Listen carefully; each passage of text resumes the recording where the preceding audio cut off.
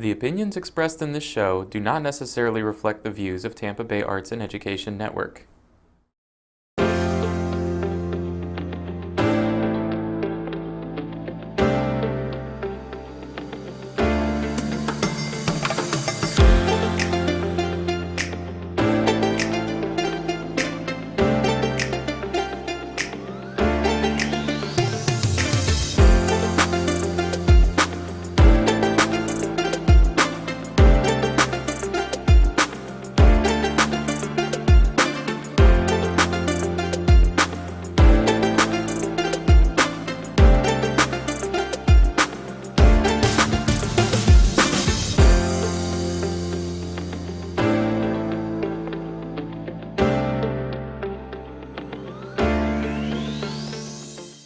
Hello everyone, and welcome to another edition of Connecting with Kim here on Tampa Bay Arts and Education Network. We're so happy that you joined us today. We have another great show coming up.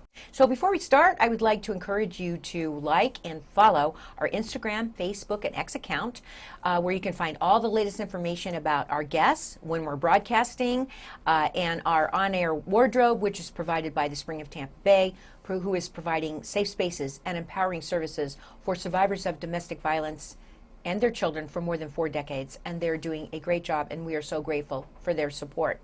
So I also want to say that you can catch the audio of our show on Sun Radio 96.3 FM and on your favorite streaming platform Monday, Wednesday, and Friday at 3:30 in the afternoon. So you have a plethora, I had to use that word, a plethora of ways to watch Connecting with Kim. And if that's not enough, you can go to our award-winning streaming service, watch.tbae.net, and catch our show anytime you want, and even past shows. So thanks again. We work very hard to bring you information and that will help you live your best life in our corner of paradise, and today is no exception because we have a returning guest. We love having him here in the studio. I can tell you that every time he comes on, I learn something, so I know you're learning something. And our guest today is Bob Henriquez, who is the property appraiser for Hillsborough County. Welcome back, Bob. Kim, it's an honor to be here as always. And it's always great for us to have you. We love having you on the show. So for those of you, because we always have a lot of new residents moving into Florida and to Hillsborough County, even though you've been my guest many times, I love for you to continually share your life's journey, and that kind of brings us to what we're going to talk about today. Well, I appreciate that. My life's journey is as a Tampa, Hillsborough County native, 5 generations. My roots go very deep in this community. My great-grandfather was the last mayor of West Tampa before it became part of the city of Tampa, actually, way back, and became part of the city of Tampa in 1925. My cousin Lou Delaparte was a state senator as well, so I had sort of a background as a child of admiring service, public service, so I was really drawn to that. But my family, my father was a house painter, had a small painting contracting business, so I came from very humble roots and beginnings. I graduated from Tampa Catholic High School and was blessed to have an opportunity to go to Princeton University, first in my family to graduate from college. Michelle Robinson, who became Michelle Obama, was a year ahead of me, so there was a little me underdog, and who would have known? But I was blessed. I had a chance to go away to one of the finest institutions in the world, but I always wanted to come back to this, to, as you say, this corner of paradise, to give something back to this community and all the folks and institutions that had given me so many opportunities. So I came back, worked for a number of years with Hillsborough County, and then was elected to the State House of Representatives back in 1998, served there for 8 years. Coincidental to that, I was a head football coach at Tampa Catholic and coached high school football for many years. It's kind of in vogue right now for people in public life to be coaches, I guess, so it's pretty cool. Did that, and then I had an opportunity. I worked in the private sector for a while. Then I became the circuit administrator for the Department of Children and Families, appointed by the governor, and did that for a while. And then went back in the private sector for a little bit, and then had an opportunity to run for property appraiser. I've been here now almost 12 years. It'll be 12 years in January, and hopefully a few more after this. And hopefully another 4 years, right? Yes. Well, I think you should be very, very proud of your background, and I love hearing about it because I just learned something else that I didn't know from all the times you've been with me. But there is nothing wrong coming from humble beginnings and then, making that's what your Yeah. parents and your ancestors and everybody hopes for, right? I mean, Well, really, the Tampa story, Hillsborough County story, like so many communities in this country, but I think it's particular to our area somewhat, is that you had immigrants that came here, immigrant families, who were not necessarily, they worked hard, they worked in cigar factories or worked in other jobs. They weren't necessarily educated or, had a lot of means necessarily, but they worked hard, and when they wanted to provide opportunities so that their children Right. could then realize their dreams, and so that it really. And it was interesting because my parents were so proud and I think fulfilled by the fact that I was able to accomplish things, and really was always it's always been, and they're gone now, but it was always really my passion was to give to please them, to give something back to them, because Right. they gave so much to me, and I think I've tried to instill that in my children as well, as not necessarily that they owe me anything, but go out there and accomplish and make something of yourself, and hopefully take each generation hopefully is giving something, making this world just a little bit better. A little bit better, and I love, because I see you at a lot of, you and I attend a lot of the same functions, and I see you there with your daughter. So you're already instilling in your daughter, you're teaching her skills, number one, but number two, you're instilling her that idea of there is public service, and public service is something that is to be commended and to be admired. Yeah, she's remarkable. She's right by my side. Has been. Yeah. She was little. I have three. My son is a junior at Tampa Catholic, and he's doing great.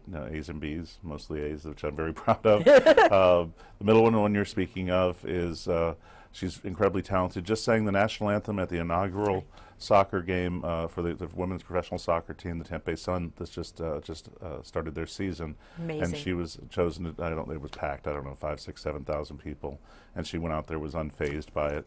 And then I have a little one that's 9 years old. The story is still yet to be written with her, but she's wonderful, and so there is no higher calling than being a parent, and I always say there's the first thing that the most when you're in this life, you get to be called honorable all the time or introduced that way, Right. and we should be, and that's part of it. But the honor is really ours for serving. But the two things that I think in terms of things that I may be called, first is dad or father, and then second is coach, and then then property appraiser or honorable we'll put down there. It's important, but it's not about. It's some people unfortunately get too caught up in the ego of the honorable and don't realize that your real role in life is to be a good role model to your parents and Your community, to your your children, community right? and as parents and Yeah. to your community, absolutely. Well, and I think being a coach brings a lot of transferable skills to public life. Yeah, it's another contact sport, politics. So I know a little bit about that. Yeah. So no, but it does, and honestly, it does. I mean, if from the political standpoint, if you're running for office, it's a game plan, right? You assess your strengths and weaknesses, your opponent's strengths and weaknesses, and you put together a plan, and then you try to execute that plan. More importantly, in my job ministerially as the property appraiser, is I have a team, and, Right. and you're only as good as your team, Right. and doing what you can to put your team in a position to be the most successful. And I think that history has shown that we've done that in our office. We've really accomplished a lot in the almost 12 years that I've been there. Well, and so we're gonna switch gears now, because we want to talk about what the property appraiser's office does. And you and I, before we went on the air, we're talking about the fact that I just received, and you just received in the mail, and as well as many other people in Hillsborough County, just received their what we call trim notices in the mail. And I'll let you talk about that. And then, of Sure. course, we have to give the D. Williams advice that I was given ever since I became a Florida resident about my trim notice. But why don't we start there and explain what a trim notice is to those people that may not understand Right. it? So let me very quickly. It's important to know what the property appraiser's office does and what we don't do. Right. Our job literally is to assess the value of all the property in Hillsborough County for ad valorem or real estate tax purposes. We don't raise or lower taxes. We just assess the value of the property, and then evaluate any exemptions that people may qualify for their real estate or ad valorem taxes. A big part of that is each year based on January 1st of a given year. So in this case, the notice of proposed taxes, which is probably easier to understand than the trim notice, which is sort of the colloquialism for it. Right. Each year, based on January 1st of that year, so this year it would be January 1st, 2024. In August, we mail out the notice of proposed taxes, and it has our assessment for the year, whether it's gone up or gone down. Obviously, it's continued to, the values have continued to rise since 2013. This year, I will point out, it was the lowest overall increase in property value that we've had since I've been in office. So certainly the market has adjusted, cooled a little bit. That's not to say it's not healthy. It is. It's healthy. But between 21 and 22, we had a 21% increase in overall property value. That was remarkable, and so I think this is probably an adjustment. We'll see where we go from here. But everyone will receive those if you're a property owner. 570,000 properties in Hillsborough County, and then it'll has information on there about the exemptions that you have. And also information about your Save Our Homes cap if you have a homesteaded piece of property. It's a very important piece of document to go over. A lot of people don't read it because it says this is not a bill. But being a Tampa native, everything that is the paella that ends up being your taxes at the end of the day on that is trim on that notice. trim notice. So Yeah. we encourage folks to take a look at that, make sure that nothing jumps out as what the heck is this, and it's going on right now as we speak. We will receive 500 to 1,000 calls in our office each day during this sort of trim period after the notices are arriving at people's houses. People are contacting us online, and we want to be there to provide as much information. We're not in the revenue business. We make the numbers as best we our best estimate of what the assessment should be, utilizing the proper approaches to value, and then we want to work with folks. Tie goes to the taxpayer, I always say. And it also triggers a very important point or time, because for the time that the trim notice is mailed, you have a 25-day period in which to file a value adjustment board petition if you wish to contest or you disagree with a value or perhaps an exemption that was either revoked or not granted. And again, the vast majority of those, out of 570,000 properties, we may get 3,000 in a given year. The vast majority of those are withdrawn because we work with folks before they ever go through the whole process. But the bottom line is you just know that this office is there for them.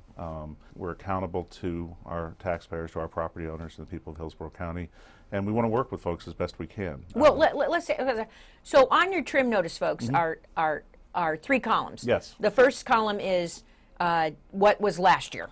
Correct. And the second column is what could be, and the third column is also what could be. If the budget is approved, right? Yes. Explain people between the two could be columns. One was last year, and then another one will be based on the amount of revenue. It's called the rollback rate. So Right. the amount of revenue to accrue the same amount of revenue that the taxing authorities, and the taxing authorities are the ones that set the tax rates. Right. So ultimately, based on their projected budgets, they set the tax rates based on those things, and how much revenue that they believe they need to accrue to do the things that they do. And we don't have anything to do with how that takes place. Right. So really that's where the rubber meets the road in terms of raising or lowering of taxes. There's the one column speaks to the fact that if they were to raise the same amount of revenue as they did last year, this is what the tax rate would be, and that's the rollback rate. And by law it has to be considered.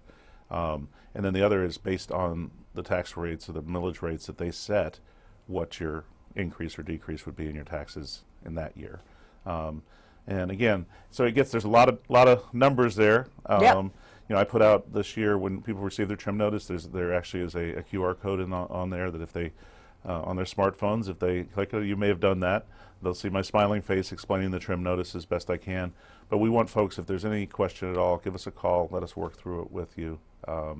If there's something that doesn't seem right, or perhaps there's something we didn't know, that something happened, there's something's happened to your house. You had black mold this year, you had some kind of a flood or something that affected the value that we don't know about. Right. We want to know about those things. We may not, just from the outside looking in, we may not know some of those things. And so that's, it's important that folks get with us. Well, and I will share this little anecdote, which Bob and I have talked about in the past. One year I made the mistake of disposing of my trim notice.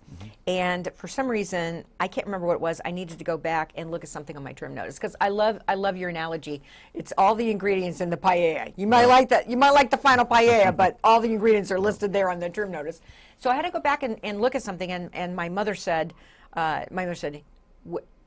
you don't have your trim notice? And she was horrified that I have disposed of my trim notice. And she said to me, never, ever, ever throw away your trim notice. So I never, ever did. And fortunately, I could go to your website. It's on there, yes. And I could find that trim notice for that particular year that I had disposed of. And so I can tell you that 3 things go into my file every year. The trim notice, the final payment of the taxes, and then that wonderful little brochure that has your picture on it. Right. I always keep that too. Because you just never know when you're going to want to refer to something. Right. Now, one of the things that's important for folks to know that they sometimes is missed, again, the trim notice or notice of proposed taxes is it only speaks to the property tax portion or the ad valorem tax portion of what ultimately ends up being your property tax bill. Your property taxes, right. In addition to that, on your property tax bill, there are other assessments. So right. whether it's your garbage fees or maybe you have some kind of a special lighting district, so CDD, whatever it may be. A lot of times people will call and say, wait a minute, the trim notice said that our taxes were going to be X thousand this year, and when I got it, it was $900 more. Right. And that's the reason why. The other thing that these days is interesting, because I'm getting it a lot, is that people are complaining, and obviously we're all in an affordability crisis to some extent, right? Right. So, but also remember that and most of us pay their real estate taxes and everything through escrow, and so don't just assume come January when you get your escrow analysis and you have an escrow shortage or that your mortgage goes up on a monthly basis, that it's not always just when it ultimately is your real estate taxes. There's other stuff that's going in there. Maybe one of the taxing authorities raised their garbage fee, they renegotiated a contract, or more importantly now, people it's their property insurance. Right. That they may or may not miss that that there's been a rate increase by their property insurance company, and they may think it's us. No, it's but not you. But it's not necessarily, because I know mine went up this year. $250 or $300 my mortgage, and I was about to be mad at myself, and then I realized it wasn't me. So, but yeah.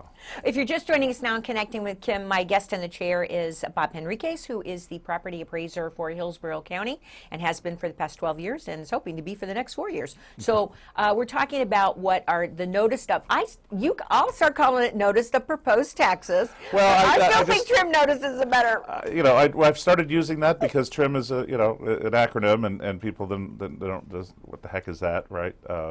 But I can go either way with that. That's fine. Well, you and I both know that the most important thing, especially if you are a new resident to Hillsborough County and to Florida in general, but if you're a resident to Hillsborough County, one of the most important things that you need to have is the homestead exemption. Yes, and so let's spend a few minutes talking about that, because I can tell you that does not, having owned homes in other states in the United States, that does not exist in other states. Yeah, some it does, some it's in a different form, more or less. The history of the homestead exemption in Florida goes way back, and there was a $5,000 exemption back when, there were a lot more swamps and alligators and mosquitoes, and so I think there was a way to try to attract people to Florida.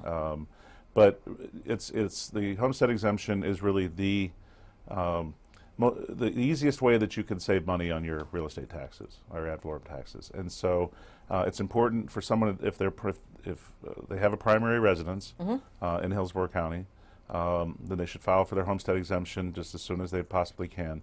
It provides them up to $50,000 of tax relief or off their assessed value on their primary residence.